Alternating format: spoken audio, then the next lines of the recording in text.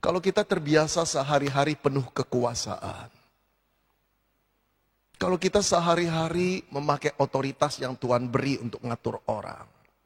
Untuk kepentingan diri. Sulit sekali ketika kita dikoreksi oleh seseorang. Termasuk dengaran koreksi Tuhan, bukan? Tapi bodohlah dia. Tuhan tuh mau koreksi seperti seorang bapak negur anaknya. Supaya jadi benar. Supaya sadar kembali ke jalan yang tepat. Supaya berakhir hidupnya finishing well. Dia marah. Nabi itu dijebloskan ke dalam penjara. Dengan kata lain, dia sedang menantang Tuhan dan berkata, jangan atur hidupku. Gak ada urusannya dengan kamu. Waduh, satu pemberontakan yang luar biasa. Padahal waktu mudanya begitu dekat dengan Tuhan. Saudara, bodohlah Asa. Teguran Tuhan bukan cuma dianggap sepi, dilawannya. Saya pernah menonton sebuah film di TV. Cerita seorang pria barat yang hidupnya depresi, kerjanya cuma minum-minum setiap hari. Sore itu dia pergi ke supermarket dengan satu rencana. Dia ingin mabuk-mabukan seperti biasa, menghabiskan malam. Dia membeli beberapa botol, dia masuk ke rumah, dia mulai buka satu persatu, dia mulai tuang ke dalam gelas, dia minum. 2 jam kemudian, dia tergeletak tak sadar diri. Malam mulai menggelap. Rumahnya tertutup, gelap pekat. Sang tuan rumah tidak sadar diri. Tiba-tiba masuklah 2 orang pria mengendap-endap. Tentu saja maksudnya tidak baik. Kemudian mendekati kaca jendela, mulai mengintip di dalam situasinya gimana. Aman. Sang tuan rumah tak sadar diri. Lalu mulai mengeluarkan obeng, menyongkel kaca jendela. Tiba-tiba sang anjing kecil, telinganya tergerak. Lalu lehernya mulai menoleh. Dia lari ke jendela, dia menggonggong di sana sekeras-kerasnya.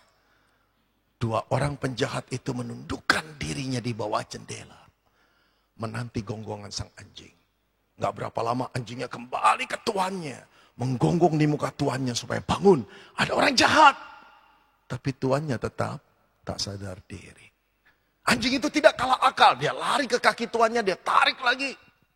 Celananya dia gigit-gigit supaya tuannya sadar. Tapi tetap tuannya tak sadar diri.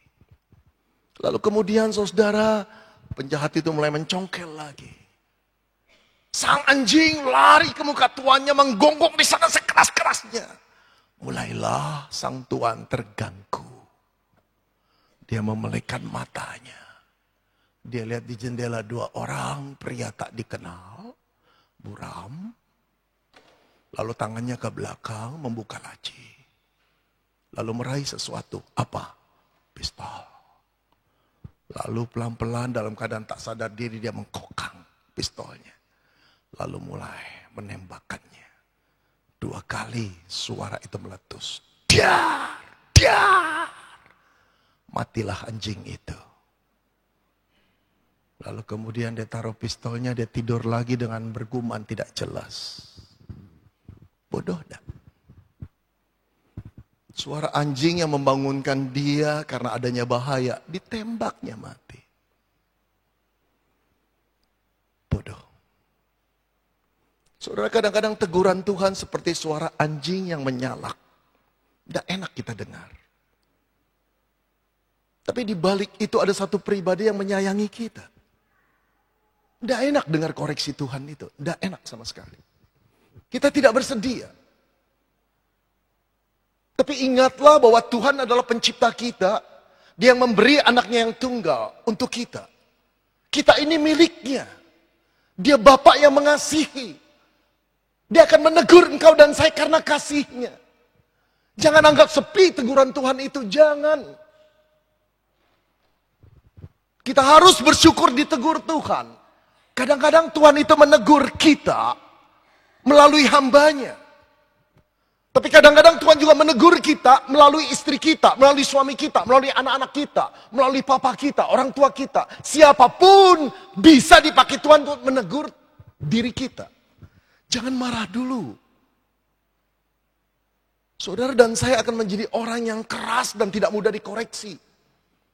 Kalau kita tidak memikirkan bahwa Tuhan bisa memakai siapa saja untuk menegur kita. Seringkali kita tidak mengenal teguran Tuhan karena melihat siapa dulu yang negur. Enak aja. Dia dulu murid sekolah minggu saya, Pak. Berani negur, keterlaluan orang itu. Atau kita berkata, aduh Pak, saya bukan orang Kristen yang gak bisa dikoreksi Pak. Tapi cara negurnya loh Pak, keras sekali. Atau cara negurnya di depan umum Pak. Saudara tidak peduli cara negur atau siapa yang negur. Perhatikan apa yang ditegurnya. Kontennya, isinya, isi teguran itu. Benar gak sih? Kalau benar, datanglah pada Tuhan dan berkata Tuhan dia benar.